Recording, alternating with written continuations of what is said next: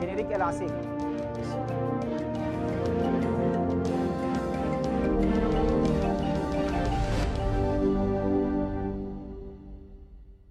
On revient. Certains opposants gabonais ne rêvent aujourd'hui que de voir Ali Bongo répondre devant la justice de son pays ou ailleurs. Les chefs d'accusation supposés sont multiples: haute trahison, violation du serment de chef de l'État, crime contre l'humanité. Cela est possible au Gabon, à condition de nommer les 13 membres de la Haute Cour de justice, dont 7 devront être désignés par le Conseil de la magistrature suprême, présidé par le chef de l'État. Ceci semble donc impossible.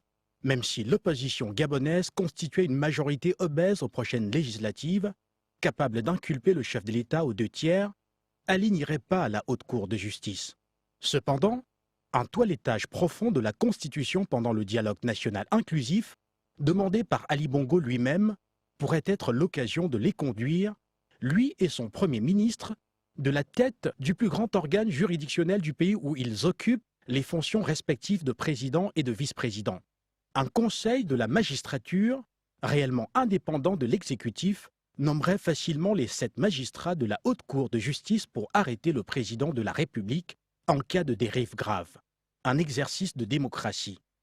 Les assises politiques nationales se présentent donc comme une occasion singulière pour l'opposition gabonaise de profiter de la confusion actuelle autour de la légitimité du président de la République pour l'instauration d'une charte de la démocratie en lieu et place de la présente Constitution. Il faut définitivement répondre favorablement à l'invitation au corps de garde, quitte à ce que tout se termine en queue de poisson. Ceci ne ferait que densifier la crise actuelle et maintenir l'impasse toujours favorable à l'opposition. Aller au dialogue politique, par contre, c'est fonder la nouvelle République. Une République où la justice ne jure que par son indépendance, une indépendance jalousement gardée par le Conseil de la magistrature suprême et ses gardiens qui seraient nommés à vie, comme dans les grandes démocraties. Pour cela, il faut nécessairement éliminer les articles 70 et 71 de la Constitution qui font du président de la République et de son Premier ministre, respectivement, les présidents et vice-présidents de la magistrature suprême. Aller au dialogue, c'est également obtenir la limitation du mandat du président de la République avec effet rétroactif et s'assurer que ce septennat sera le dernier d'Ali Bongo à la tête de l'État. Il s'agit de modifier l'article 9 de la loi fondamentale et de limiter le mandat présidentiel à 7 ans renouvelable une seule fois. Ainsi, tous les fils et filles du Gabon seraient certains de pouvoir se retrouver, dans 7 ans, à la tête de leur pays. C'est aussi ça, l'égalité des chances. L'opposition gabonaise pourrait aller plus loin et demander une élection à 2 tours, renforçant ainsi la culture du dialogue et du consensus, et surtout la pratique du compromis politique.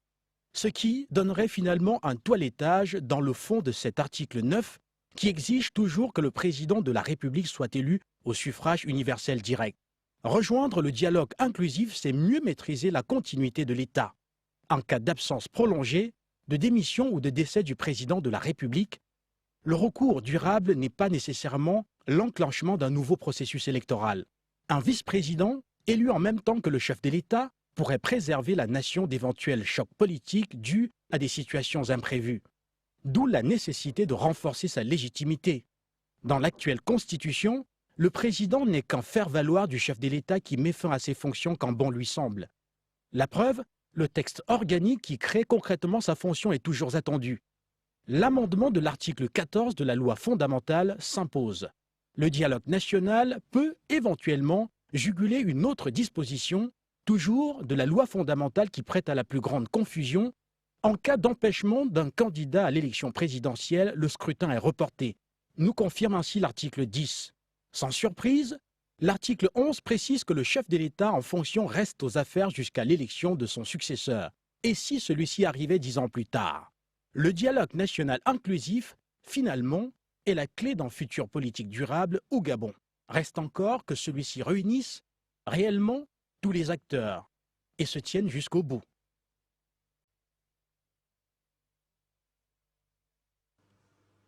Écoutez, la question de la participation de l'opposition au dialogue national, elle est essentielle.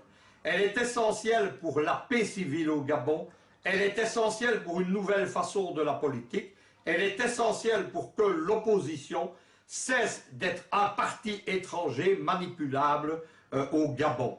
Il y a, comme je le dis souvent, plusieurs types d'opposition. Il y a l'opposition fantoche, ce sont les groupuscules installés dans les capitales occidentales qui ne représentent rien dans les pays qu'elles prétendent représenter. Il y a les oppositions comprador, ce sont des forces politiques réelles mais marionnettisées par les capitales occidentales. C'est le cas par exemple de Tshisekedi ou de Kabumbi en RDC. Il y a enfin l'opposition patriotique, c'est l'opposition qui n'est pas d'accord politiquement ou économiquement avec le régime ou le président au pouvoir. Et le rôle de l'opposition, c'est de s'opposer, mais qui a le sens de l'intérêt national, qui n'est pas pour partager les agressions contre la nation, qui est pour la défense de l'intégrité et de la paix civile dans le pays. Le Gabon a une chance, le président Bongo sait, puisqu'il a tourné le dos à la France-Afrique, que son régime ne sera viable que s'il associe cette opposition au pouvoir. Il y a, je le dis tout de suite, une opposition patriotique. 4 des autres candidats participaient à sa prestation comme président, à sa prestation de serment. On n'en a pas parlé non plus dans les Occidentaux. L'Occident voudrait que Jean Ping, candidat autoproclamé par les Occidentaux, candidat unique de l'opposition, représenterait uniquement celle-ci. Jean Ping, c'est un politicien qui a son avenir derrière lui. Il a joué, il a triché, comme on le sait, il a perdu. L'opposition ne doit pas se laisser entraîner vers le fond par ce boulet. Il faut qu'elle rompe avec ce Jean Ping qui a prouvé qu'il n'avait pas le sens de l'intérêt du Gabon. Pour le reste, évidemment, ce dialogue national sans tabou ni soupçon, et j'aime bien cette formule évidemment, elle doit viser au rebattage des cartes du Gabon, elle doit viser à amener la paix, elle doit surtout viser à empêcher la manœuvre de Ping, instigée par ses mentors occidentaux, qui a donné jusqu'au 15 octobre un ultimatum. On n'est plus là dans la démocratie, on est là face à un politicien qui a perdu le contrôle de ses nerfs, qui agit sous contrôle de l'étranger et qui choisit la guerre civile. Il a donné au 15 octobre un ultimatum où il allait faire basculer le pays dans l'instabilité et le chaos. C'est aux autres membres de l'opposition de bien expliquer qu'ils ne sont pas concernés par les velléités putschistes de Jean Ping, qu'ils ne sont pas concernés par la volonté de recoloniser le Gabon de Washington, de Paris ou de Bruxelles. C'est à cette opposition de démontrer que le Gabon doit être gouverné par les Gabonais. Merci Luc Michel. L'opposition, c'est à elle de démontrer que le Gabon doit être gouverné par les Gabonais. Libérons le plateau de Malabo.